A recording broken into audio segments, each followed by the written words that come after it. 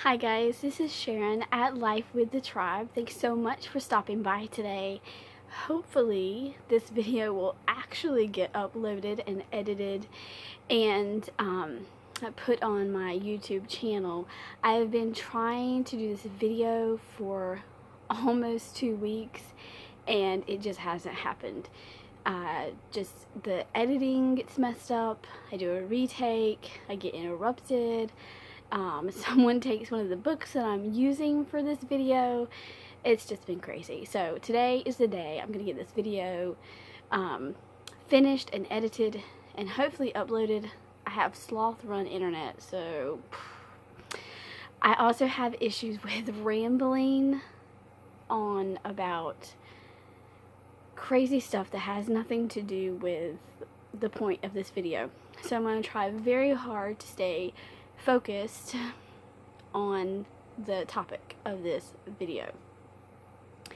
So today I just wanted to talk a little bit about free verse novels, which are basically novels that are written in a poetic form. Generally free verse is the most common, the only kind I've read actually. So so just think of it pretty much as a story that unfolds through poems, and that's what a free verse novel is. I have not read any free verse novels geared or directed to adults.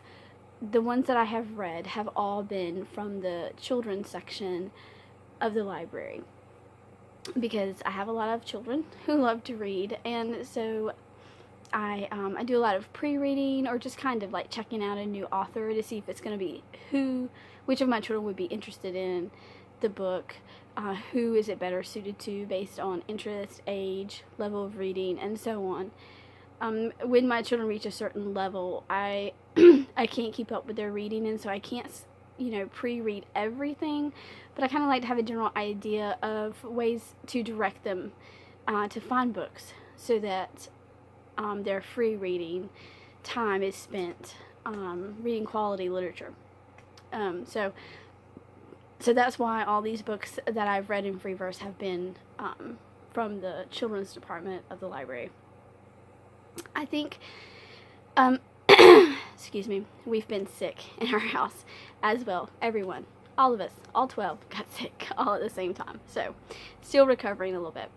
I do think there is really great value in free verse. One, it's just a different style of writing. It's just a different way to communicate your story. So a couple of my children just really find it just interesting and engaging, the way that the story is told through poetry.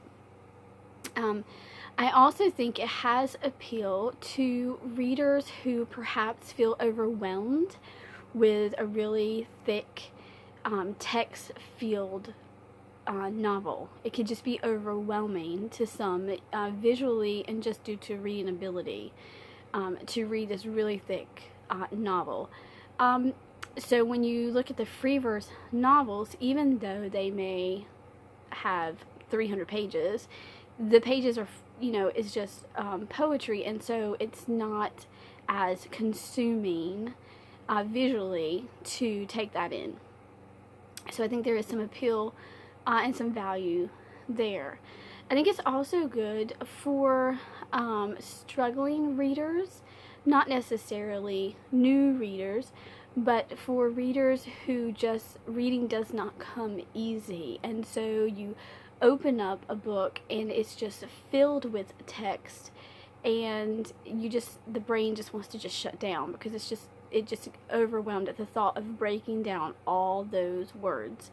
So if you use a free verse novel, it's just very little text and a whole lot of story, just because the style of writing, the language used, just the method of poetry allows for a story to be told much more concisely, quickly, than a long novel.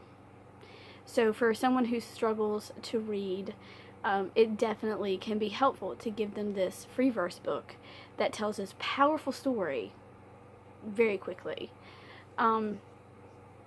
Also, it's a good way if you have a reader who's reluctant to read a story about certain topics. Oh, I don't really care to learn about, I'm trying to think of a topic.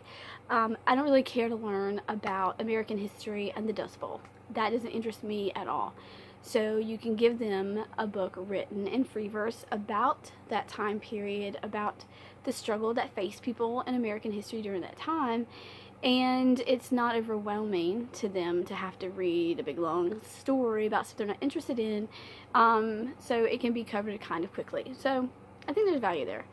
And then for those who just love poetry, if you just love poetry, then why not have this complete story unfold before you in a poetic form?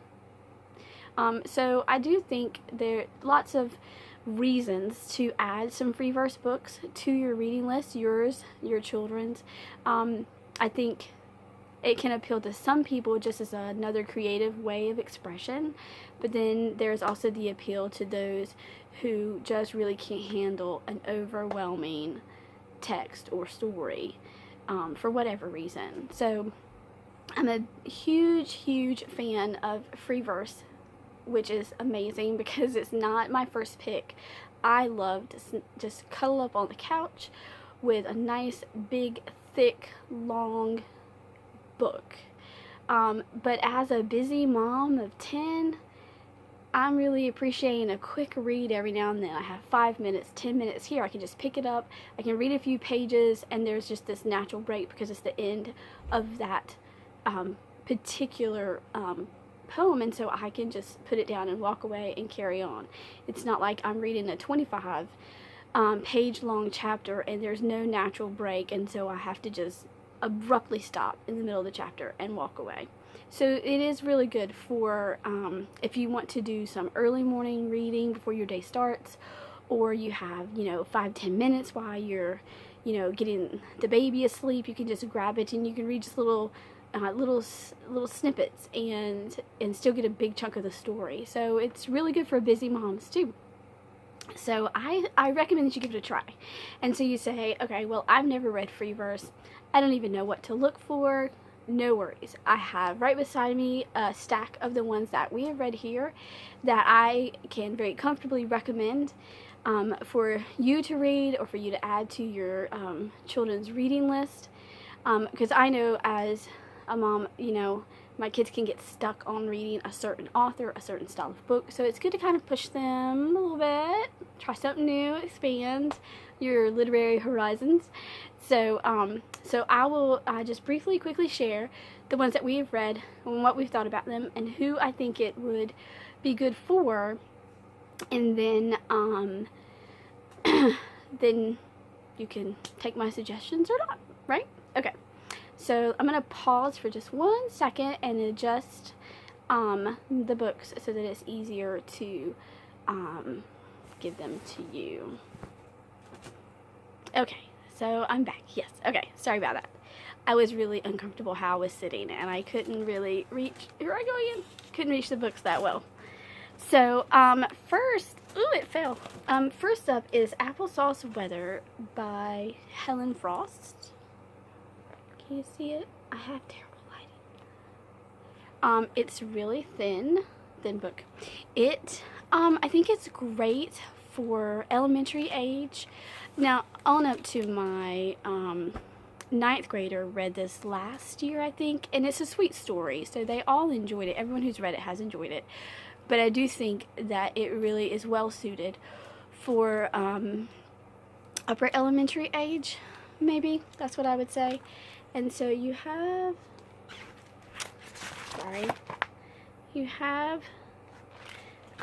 little poems on there, see, written in free verse there. Also, this one is great if you have an artist in your family because it has these really great sketches to accompany the story. So it is thin. It is a super quick read. Even my daughter, who she's 9, but she was slow to embrace the love of reading. And so she's really just started to enjoy reading. And she read this in an afternoon, and she loved it.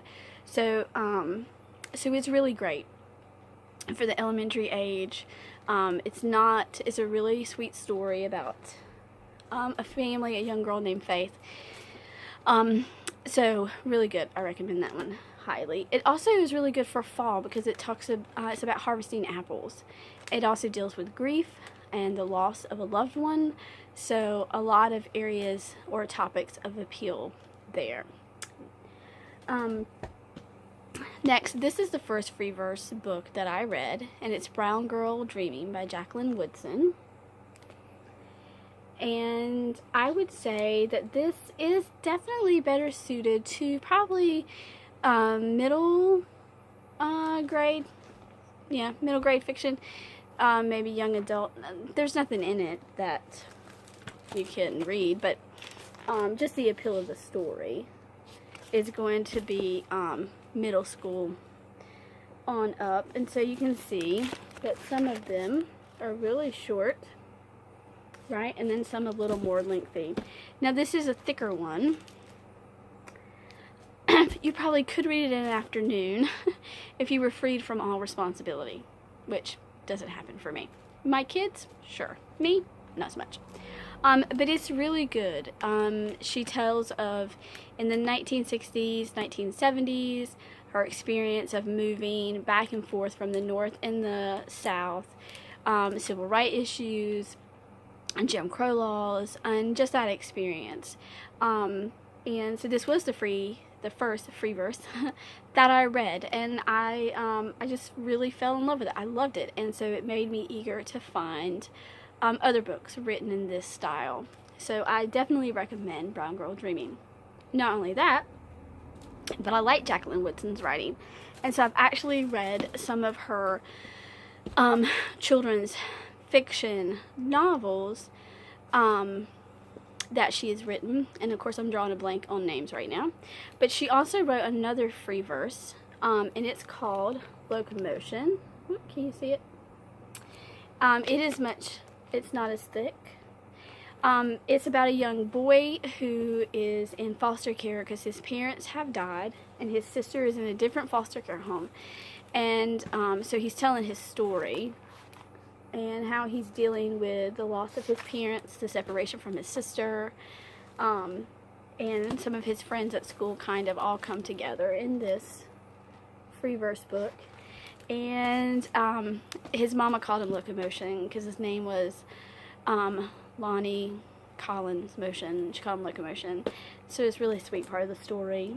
This, I would say, upper elementary, middle school grades, especially boys, would probably appreciate Locomotion, I think.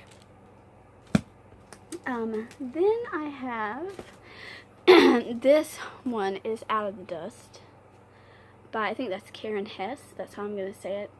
I could be pronouncing it wrong. I'm not good with names. Out of the Dust. It's not too terribly thick. It is about a young girl living in America. I can't remember what state right off the top of my head, but it's during the Dust Bowl, and her family is devastated. Her community is devastated by the Dust Bowl, and it is tragic, and it is definitely hard to read. There were a couple of places where I was just kind of like, when I read it, just kind of wasn't expecting those things to happen. Nothing that makes the book inappropriate, just true to the times and just the things that could happen. So it is classified as young adult at the library that I got it from, and I would say upper middle school, high school, just because of some of the content in there, just to fully appreciate, I think, the story, you need a bit more mature reader. So yeah, but I do recommend it. It's really good. If you want to know about the couple of parts that just kind of made me go, just let me know down in the comments, and I will share with you the parts that could be concerning if you let a younger child read it. And I'm not against letting children read hard, difficult things. I'm actually a big supporter of that because it does open up discussion, but you do have to know your child and their maturity and what they can handle. So I would not recommend it for younger readers. Now, the next ones that I have Love That Dog by Sharon Creech, and I also have Hate That Cat by Sharon Creech. Love That Dog comes first, and it is a really fast read because he is he's a young boy of few words. He at first does not like that his teacher has asked him to write poetry, but he finds his poetic voice, and you will love Jack. I did. And so I read Love That Dog, and I loved it, and I passed it on to my kids, and they loved it.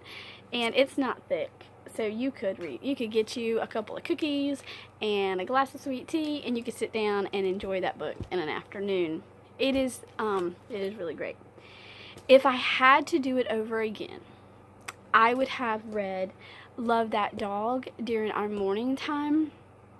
We know we do Bible and recitation, and I read different books depending on the day of the week, and I would have put Love That Dog in that rotation, and I would have read just one or two of the entries each day and let Jack's story kind of slowly unfold each day. We do read poetry every day, so I could have very easily substituted one or two entries from Jack for that, and I think that would have been a great way to share Love That Dog with the kids. If I had to do it over again, that is what I would do because it's really fun. I really like how it's written.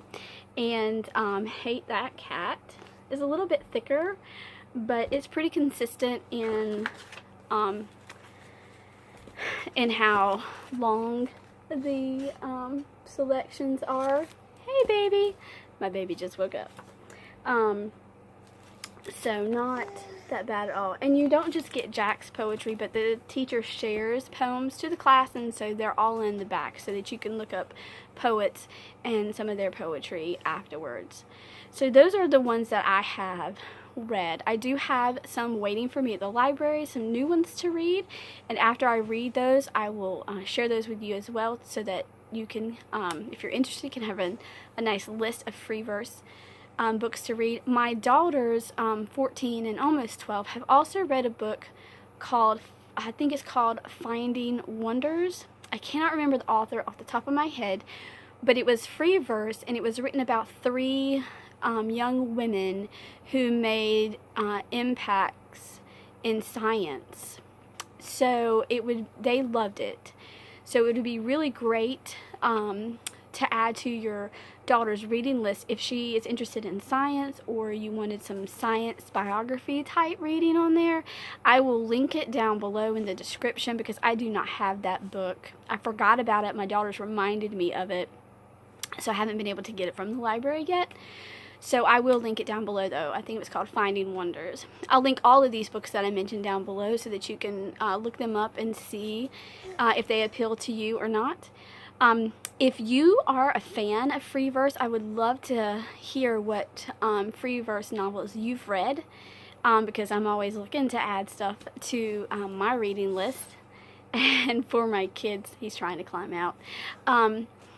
So that would be great. If you have never read a free verse novel, I would encourage you to give it a try, and I would say do Love That Dog by Sharon Creech. If you have younger children, and